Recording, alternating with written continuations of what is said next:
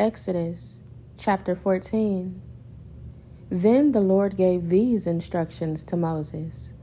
Order the Israelites to turn back and camp by Pahahiroth between Migdol and the sea. Camp there along the shore, across from Baal-Zephon. Then Pharaoh will think, the Israelites are confused. They are trapped in the wilderness. And once again, I will harden Pharaoh's heart, and he will chase after you. I have planned this in order to display my glory through Pharaoh and his whole army. After this, the Egyptians will know that I am the Lord. So the Israelites camped there as they were told. When word reached the king of Egypt that the Israelites had fled, Pharaoh and his officials changed their minds. What have we done letting all those Israelite slaves get away? They asked. So Pharaoh harnessed his chariot and called up his troops. He took with him 600 of Egypt's best chariots, along with the rest of the chariots of Egypt, each with its commander.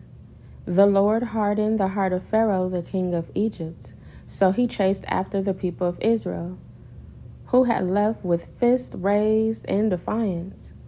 The Egyptians chased after them with all the forces in Pharaoh's army, all his horses and chariots, his charioteers and his troops. The Egyptians caught up with the people of Israel as they were camped beside the shore near Pahahiroth, across from Baal-Zephon.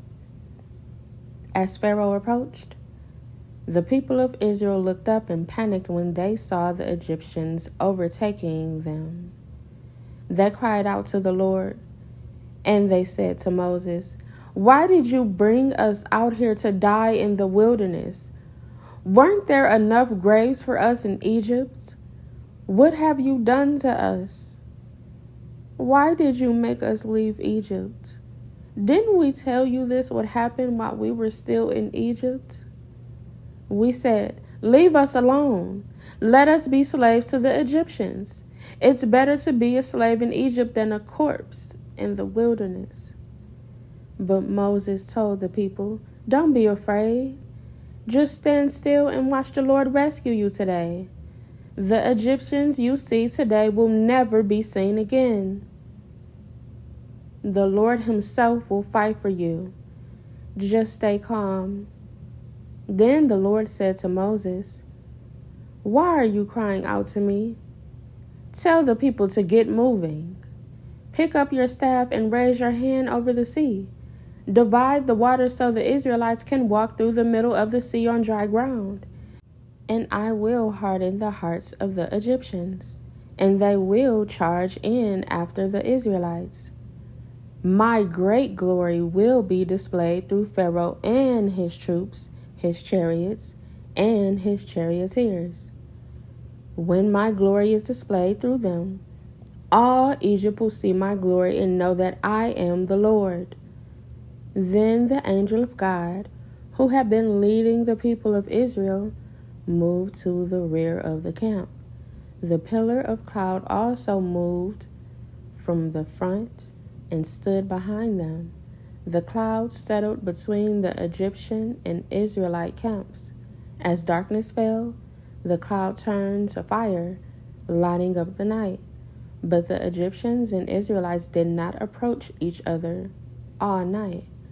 Then Moses raised his hand over the sea, and the Lord opened up a path through the water with a strong east wind. The wind blew all that night, turning the seabed into dry land.